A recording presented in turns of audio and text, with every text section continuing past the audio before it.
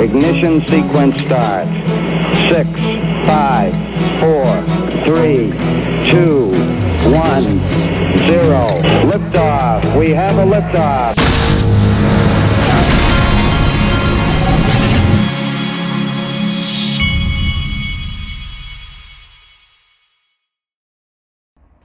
Hey everybody, this is the Digital Asset Investor, and we knew this day would come. Now we're seeing articles on Forbes about how to prepare for hyperinflation. If you look here, what is hyperinflation? Inflation's an overall rise in prices. It has more or less been accepted as inevitable with fiat currency, and central banks have normalized inflation to some degree. Hyperinflation is runaway inflation with a sense of panic. Often some external event occurs, such as Russia invasion of Ukraine. They're talking about how prices go crazy and all that, and it's so true. But this is something we knew was going to happen. Here's the interesting. This hyperinflation narrative is the reason many people like myself fled to, after the financial crisis. I first went to gold and silver, and then I heard about this Bitcoin thing. And that's why I've said all along, I believe that, I didn't believe it at the time. I didn't know it enough at the time. But now I believe the government's created Bitcoin for this purpose, so that people would flee to Bitcoin and they could watch the money and keep them out of physical gold and silver. Well, now that I'm older and wiser, I know. That's why I'm talking about companies like Glint, okay? Glint, I like what they were doing so much that they're going to become one of my sponsors, but I'm also a customer.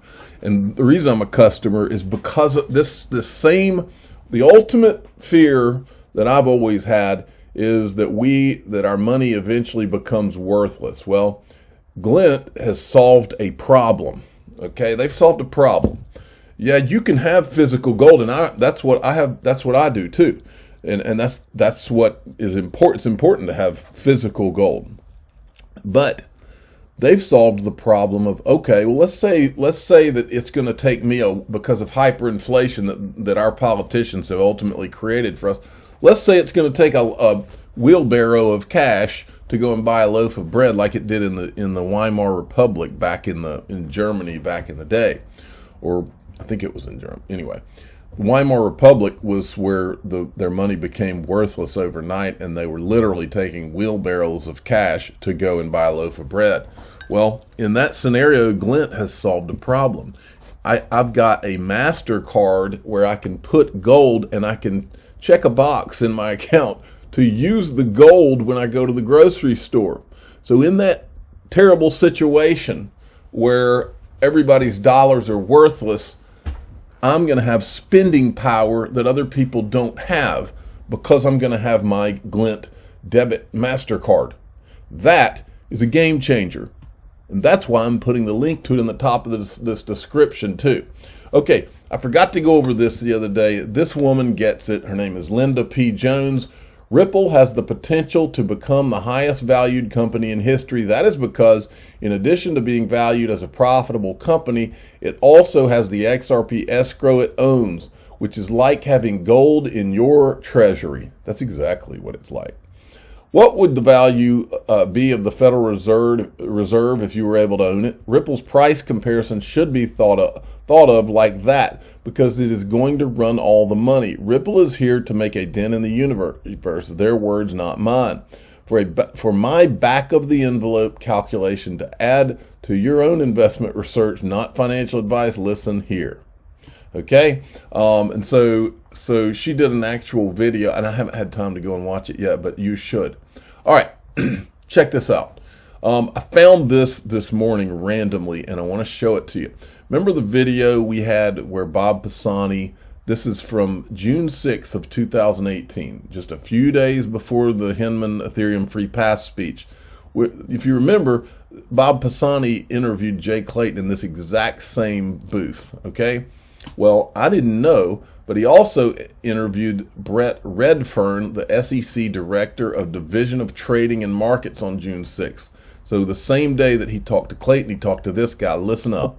Thanks very much, Melissa. Brett, we've known each other many years, but this is our first interview in your role as Division Director of Trading and Markets at the SEC. Let me just pick up on the whole Bitcoin and blockchain issue. We spoke to Chairman Clayton this morning. He made it very clear that he was supportive of the concept of the blockchain, but he was not going to change the definition of a security to suit anybody's interest. When can we expect some clarification on some important issues? For example, are ICOs securities? Is alt currencies, altcoins like Ripple and Ether securities as well? Give us some idea of when we might be able to get clarification. You know, one thing that I've realized when looking at these issues is that it's not as obvious as you would think, right? So we've had a number of different products that we've looked at, and we've created this prong test, the Howey test, where people look at the different characteristics and have to determine it's a security. And quite frankly, not all of them are obvious on its face exactly what it is. So we continue to try to clarify where possible. I think that there will be more statements coming forth from the commission on this. But in the meantime, we're highly encouraging any market participant who's involved in the space to really look at these products and run that test and decide whether or not they meet the prongs of being defined as a security. The chairman declined to say whether Ether or Ripple were actual securities, but is it fair to say that this is likely ultimately going to be litigated in the courts? It's unclear to me whether or not that's going to be litigated, and I don't want to speak about any specific products. And I do believe that there will be statements on at least one of those products forthcoming in the future about, providing some more guidance on that. All right, so he knows that Ethereum's about to get a free pass, and Bob Pisani, in my opinion, knows that Ripple's going to be sued. I believe CNBC was fed all the information all along. This is just my observation. So I don't know what the likelihood is of litigation, though, on those specific products. So will we need still 6 months, a year down the road? I guess the community keeps asking us, when will we get some clarification? Will we know a year from now? Will these issues be resolved? I mean, I think the messaging from the chairman and the commission has been pretty clear that when he looks at ICOs, there's a number of these products where he has said they do meet the definition of a security. And by meeting the definition of a security, there's a lot of things that go along with that. There's broker-dealer registration. There's, are you trading on a registered exchange or an ATS? And so I think that, it behooves all of the attorneys and accountants and everybody else out there looking at these things to run that test. All right. And so then there's this. This happens to be Brett Redfern, the guy you just saw talking. And this is his resume, part of it. He's the head of, after he left the SEC, he's the head of capital markets at Coinbase. Then he goes to Securitize. But if you look down below, where did he leave to come to the SEC? That would be JP Morgan. All right. Digital Perspectives, Brad Combs had done two really important tweets in my opinion. He's addressing something that I think is important. He's asking Perianne Boring of the Digital Chamber of Commerce, will you make a public statement calling for a public audit of the Enterprise Ethereum Alliance, Ethereum consensus as majority shareholders have done? Why have you not offered assistance to John Deaton, 65,000 XRP investors? Do you represent the industry or special interests? Then he does the same thing with Jake Chervinsky, who's the Blockchain Association. Will you come out and make a public statement calling for a public audit of Ethereum, Enterprise Ethereum Alliance and consensus, just like the majority of shareholders have done? If you're an industry leader, why has your organization been silent on John Deaton class action lawsuit? And then TAIG put another one out there. You seeing a pattern here yet, folks? I've aggressively challenged Jerry Brito. Jerry Brito is the executive director at Coin Center, okay? On multiple occasions for comments I've heard him make to Gary Gensler on video. Not once did he ever respond and try to clear things up for us. Not one single response, just blocked. And then he goes on and shows he also hates Ripple. And he shows this where Jerry Brito's put this out. He says his Coin Center I didn't know this. Coin Center is funded by Andreessen Horowitz, the same VC that helped Ethereum get its free pass from the SEC. And then he's got a whole thread on this. But again, this is another supposed crypto industry trade group that, from all indications, are just there for Bitcoin and Ethereum. I haven't seen these guys talk anything, help Charles Hoskinson or talk about anything Cardano related. It's all Bitcoin and Ethereum from what I can tell. And then Jeremy Hogan asked the question. He says, I can't believe that there's not one crypto trade group or entity out there who won't stand up and help John Deaton. This is an important brief in a case that will impact the future of the entire industry. Is he really going to be flying solo? Anyone? And I said, believe it. For years now, we've watched a coordinated push to give Bitcoin and Ethereum a monopoly in the crypto industry. There are many involved, and it's not by accident.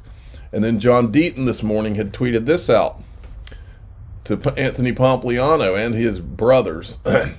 Pomp, I'm surprised you and your show have been silent on all of this. The XRP case could literally dictate the future of altcoins based on precedent. Then he's asking about the trade associations here. I think John Deaton and Jeremy Hogan knows something. There's someone that's not playing fair ball here. And I think they're on top of it now. And here to further illustrate. Now think about what we've seen for 3 to 5 years now. On CNBC, who every time CNBC comes on, it's always a theme of Bitcoin, Ethereum, Bitcoin, Ethereum. Every once in a while they'll mention Dogcoin, maybe even XRP, but it's always usually under a negative light. Now, check this out. So who have the pundits been that the only people that have been just trot out on CNBC over and over, and I'm talking about the ones that are their regulars. It's Anthony Pompliano, it's Mike Novogratz, and it's the guy from Fundstrat, Tom Lee. Every one of them are Bitcoin and Ethereum maxis, every single one of them. And you think that's a coincidence? Well, watch Thomas Lee. This is I can't remember the date on this, but watch him. And we're going to end this with Ripple versus Bitcoin Cash.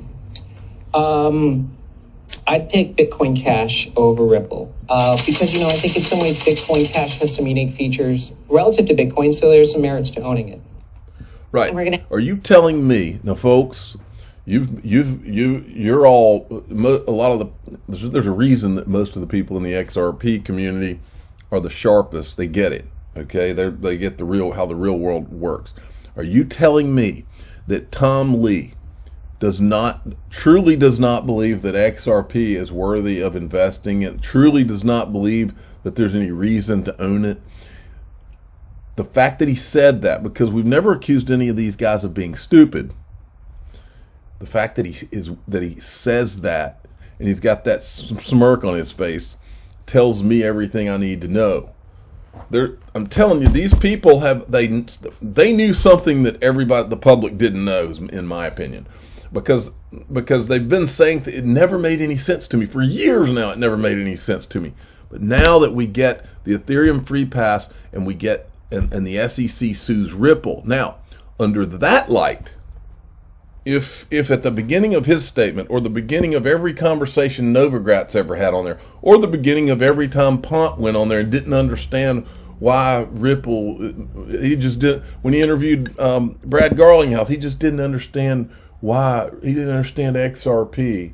And their line was always, well, Ripple, the company's great, I just don't understand XRP. Well, I don't think any of them didn't understand it. You have to ask yourself the question, what did they know that the public did not know? That's the question. Because it's easy to understand XRP, very easy to understand. These aren't dumb guys, which is why you have to ask the questions. Here's another question, folks. How many years did we watch the ICOs being issued? All of them were being issued off of Ethereum back in 2017, 18, all of them. Why did the SEC not go after the root of the problem? The root of the problem was Ethereum. Ethereum was where they were all being launched.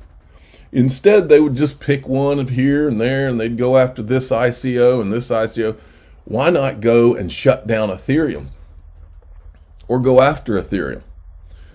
Well, now they've done the exact same thing, folks. This is from ProCoin News right here. SEC starts investigation of the NFT market over potential securities violations. Folks, what have we seen for the last 2 years? NFTs being issued left and right. SEC sits there silent, lets them be issued. What were they being issued off of? Ethereum. Pretty much all of them. off of Ethereum.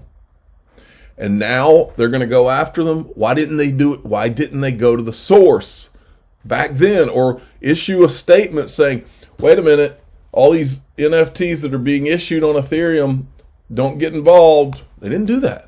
Why? Was it a trap? Were they setting a trap? That's what Brad Garlinghouse said, or not Brad Garlinghouse. Who was it that called it? I think it was Greg Kidd that called it setting a trap. Tony Soprano style. I mean, unbelievable. I think I'll stop there. I'm the digital asset investor. I'm not an investment advisor. This is for entertainment purposes only. Please subscribe, hit the like button, tell your friends and family.